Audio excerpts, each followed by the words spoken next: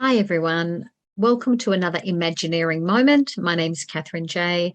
And this is part of the new format of Imagineering Moments, not only to bring hope, but also it's about practicalities. So it could be a bit of a mini teach session, it might be testimonies, or it might be calls to action. This one is a bit different. This one is about how do ideas become law in Australia. Now, I'm absolutely not a lawyer, but I have taught civics in high school, and I'm currently doing a refresher course on YouTube, actually, and I can give you the link. And it's from one of the universities in Australia, from an extremely accomplished law lecturer there. So we're looking at how do ideas become law. And the one reason that I'm doing this at the moment is there's so many people feeling powerless. So as more and more of our freedoms are coming or being taken away, actually, in Australia, people are wondering, what can I do? What can I do? So this is how laws usually work. Okay, it's different at the moment. We've got a totally different system. And so we don't have all of these checks and balances in play. And there are solicitors, and there's a lot of court cases happening, which is quite exciting. Yeah, but I'll leave that for the experts to discuss. Okay, this is how laws usually work in Australia. So there's six ways that an idea can become law. The first way is political parties through different ideas and especially election promises.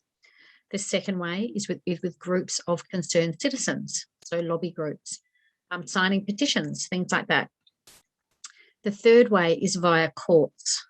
So when you go to court, they have to rely on precedents, and then it's a way that the judge actually interprets that law. And so when he interprets it in a new way, then it sets a new precedent, which they can use in the future.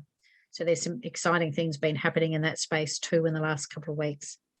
The fourth way is law reform commissions, which is great and much needed, I would say. The fifth way is sometimes Australia signs international laws. But just a note here, international bodies cannot force Australia to abide by their wishes.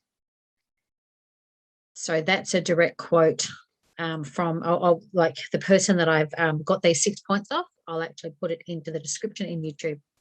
Okay, the last way is private members or senators' bills. And so that is, that they've collected all the information. And one of the issues that this particular law lecturer was talking about is that it depends on how many people will support it. So if you're not seen as a very popular senator or member, then it's less likely that that will get across the line.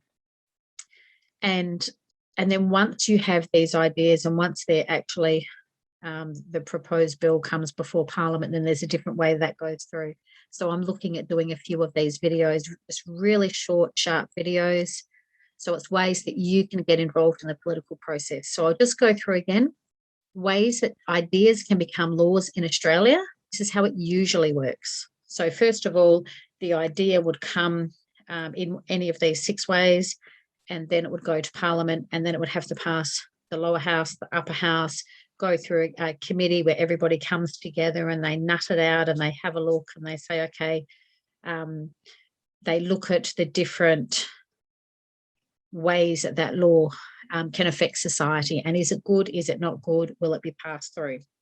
Okay, so the 6 ways are from political parties, especially with election promises, groups of citizens, lobby groups.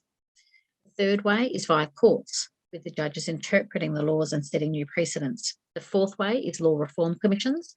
The fifth way is if Australia signs international laws. And the last way is private members or senators' bills. Okay, so if you don't like the way the country is going at the moment, and while we still do have some freedoms, I suggest jumping on board with these, speaking to your local politician, joining lobby groups, signing petitions, writing letters, and supporting. And I know there's increasingly numbers of people actually getting interested in all of this. So not only joining political parties, but also going online and watching live streams of the Supreme Court especially when people are taking, people are taking the government to court, for example, with loss of freedoms at the moment. So it's a very exciting space. Like I said, I'm absolutely not a lawyer. I am a teacher. I have taught civics in the past, but more so with Imagineering to a Better World, which obviously it's a social enterprise. It's about bringing hope and practicalities. Okay, so life's just going crazy. What can I do? And so here's some ideas for you. Okay, thanks so much for watching. And remember, we can change the world one day at a time, one person at a time, one decision at a time.